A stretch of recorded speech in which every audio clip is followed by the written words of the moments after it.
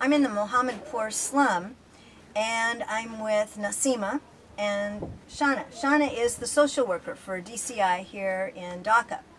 And in Dhaka, it's like New York City in that it's a town of apartments, but snaking through all the apartments are where all the workers live. And that's the slum. This is the entire dwelling of Nasima. And here she is with her little girl. And the little girl, I want you to know, has a little marking on her forehead. She's a sweetheart. She has a little marking on her forehead. And that's a cultural marking that moms give their little children during the day. And I'd like you to see what we've got here. This is the mat they sleep on. And over here in the corner is where she washes dishes. This is the kitchen area. And she washes clothes, washes dishes. And they have a little window here. And this is made of corrugated iron. There are some holes in there. It gives a little breeze. And there's some insulation here with, it looks like cement bags. And then here are their clothes.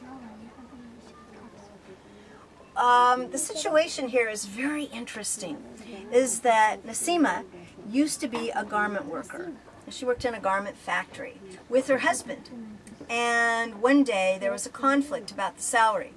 To work in Dhaka as a garment worker, you start at about 35 cents a day.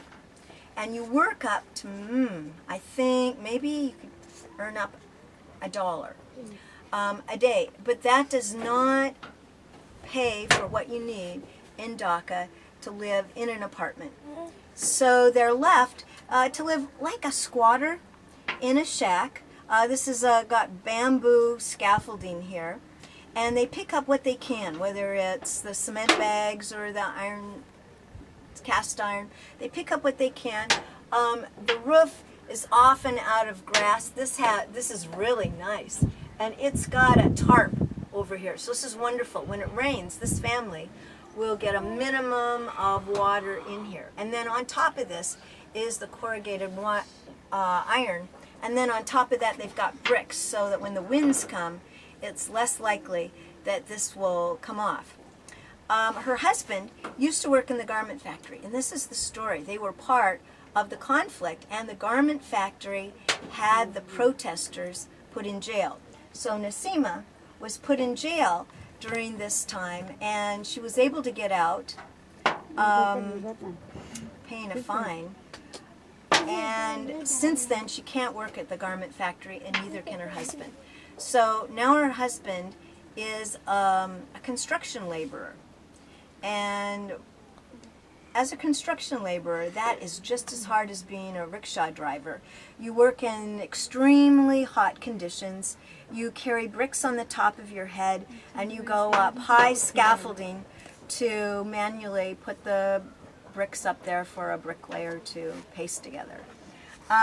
Anyway, I want to tell you that Nasima is the sweetest woman. She's never been to school because there is no school that's been offered in the slums. And so it's a self-perpetuating situation where we have the hardest workers in town receiving the least amount of money and not enough to afford childcare, not enough to even afford health care when they're pregnant.